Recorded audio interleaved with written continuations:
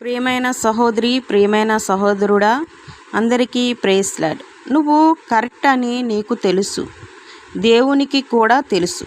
కానీ నీ చుట్టూ ఉన్న వాళ్ళు అది ఒప్పుకోకపోగా నువ్వు రాంగ్ అని ప్రూవ్ చేయాలని అనుకుంటున్నారు. ఎందుకని అంటే అది ఓల్ జానా హై, ఓపర్ జానా హై. కానీ నువ్వు తెలుసుకోవలసిన విషయం ఏంటి అంటే నువ్వు కరెక్ట్ అని అగ్రీ అయిన వాళ్ళని కూడా దేవుడు త్వరలోనే లేవబోతా ఉన్నాడు. కాబట్టి టెన్షన్ పడకు. నేను అందరికీ మంచి చెప్తాను. అది నచ్చని వాళ్ళు ఉన్నారు, నచ్చిన వారు ఉన్నారు. యాపాకు చేదుగా ఉంటుంది, అది ఆరోగ్యానికి చాలా మంచిది. పంచదార తీయగా ఉంటుంది, అది అనారోగ్యానికి దారితీస్తుంది. కానీ ఏది నచ్చుతుంది? చెప్పండి, ఏది నచ్చుతుంది? ఎవరికి మంచి నచ్చట్లేదు. మంచి చెప్పినా వినడానికి సిద్ధంగా లేరు.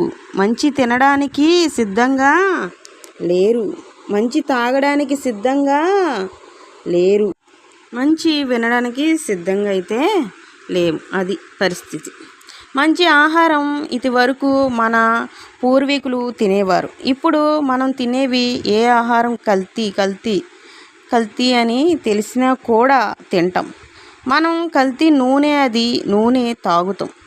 కల్తీ నూనె అని తెలిసినా కూడా కల్తీ నూనె తాగుతాం. కల్తీ వంటలు అని తెలిసిన రోడ్ల మీద అయ్యే వంటలు తింటాం.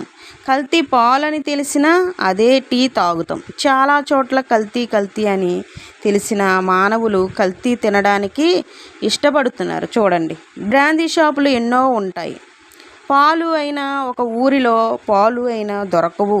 మందు దొరకని ఊరు లేదంట. ఇది ఇంకా విచిత్రం. చచ్చే మందు ఏమో ఎప్పుడు దొరుకుతుంది, బ్రతికించే మందులు మాత్రం దొరకట్లేదు. ఎంత విచిత్రం చూడండి. అది మన దేశం పరిస్థితి. అంటే మనకు ఏమి అర్థమవుతుంది మనకి? చెడ్డవి తాగాలి అనుకుంటే విస్తారంగా దొరుకుతాయి, మంచివి దొరకట్లేదు. హల్లెలూయా.